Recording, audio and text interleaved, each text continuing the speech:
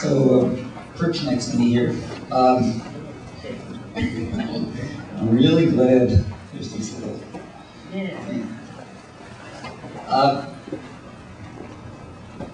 Angela, as I mentioned before, the digital divide has typically been referenced as a shortage of hardware and software. And over the last 20 years, there's been a tremendous increase in the amount of stuff that nonprofits and low-income individuals can possess or have access to. But one could argue that the divide has actually grown larger during that time, and that as the basics of infrastructure become available to low-income organizations, and they, there's basic access and then there's real access. And since PolicyLink operates at the policy level, and what are policy solutions that go beyond getting more, a few more computers, or even a lot more computers into people's hands, and really get at equipping people to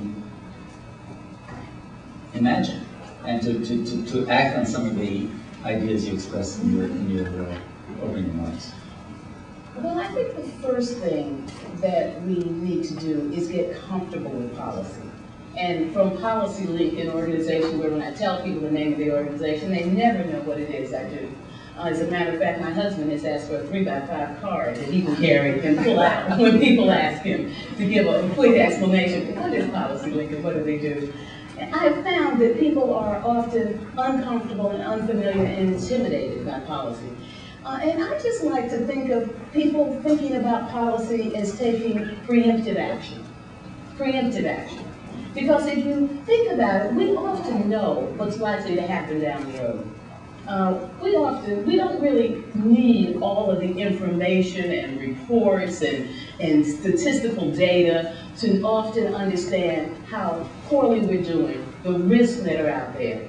One of the things that I've often said is people who are living in poverty did not need the high waters of Katrina to know that they were waist deep in persistent poverty.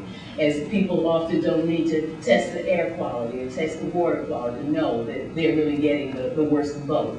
And if you know that, you can take preemptive action to try to avoid people in the future having to suffer from what you've seen people in the past do. That's all policy is, taking preemptive action to try to set up an atmosphere to avoid a bad outcome.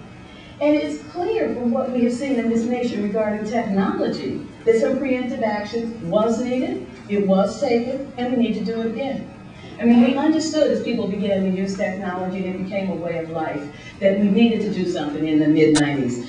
And we had a wonderful program, the Department of Commerce landmark Technology Opportunity Program, that made millions and millions of dollars available for communities to begin to have access to hardware and begin to bring people online who were being left behind. Then we began to say, oh, we've got to the point where about 50% of the people are online.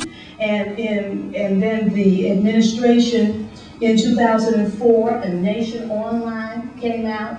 And the government saw that 50% as a glass half full rather than a glass clearly half empty, and began a real effort to cut back on all those programs. So we saw a need, we took preemptive action as a nation, we put policy to see a need. We have the same need we had before because we didn't solve the problem. And now we have a new need because technology is moving forward. And so we need to figure out some ways to be able to take the new developments in technology and make sure that those innovations reach people. So obviously one of the things we need to do is establish resources at the local, the state, and the federal level to begin to disseminate technology information and innovation throughout the not-for-profit sector. That's an easy policy solution. Easy to say, hard to do. Whenever you talk about money, it's hard to produce it. But we need to be advocates for understanding that that kind of action is what governments ought to do when they see a problem.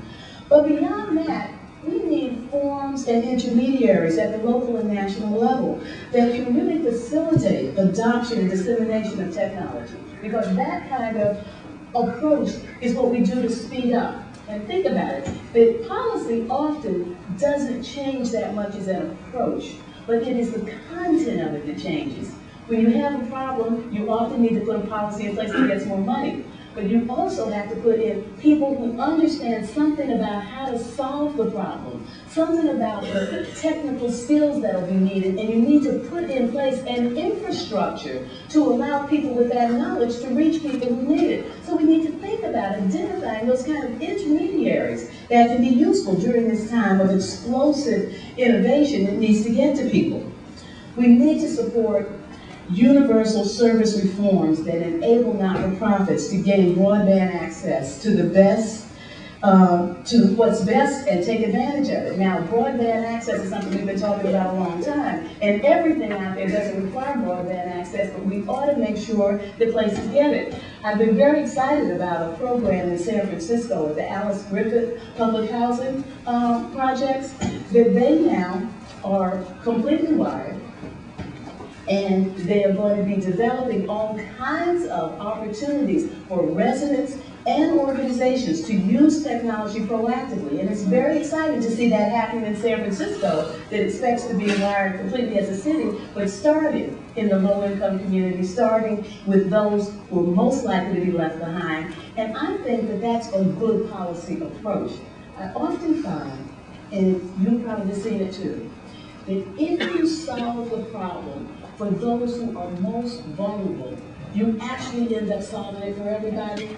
I mean, it happens all the time. Think about the many times, whether you have been pushing a baby stroller, or whether you've been pulling a suitcase, or been riding a bike, and how grateful you have been for those curves in the sidewalk.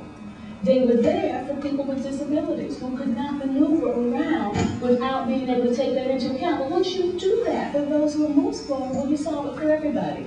Think about the extraordinary progress that was made during the civil rights movement, because we opened up educational opportunities away from merely the elite and allowed people to have access, all the people who were able to walk through many doors. So we need to really make sure that we pay attention to that. And we need to establish standards and mechanisms for data sharing.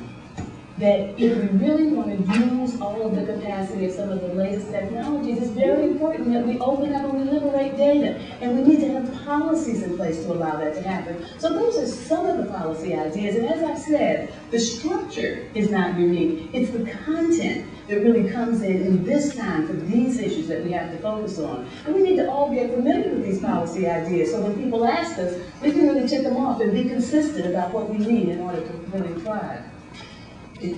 It often seems to me that technology policy is usually people's second or third or tertiary issue.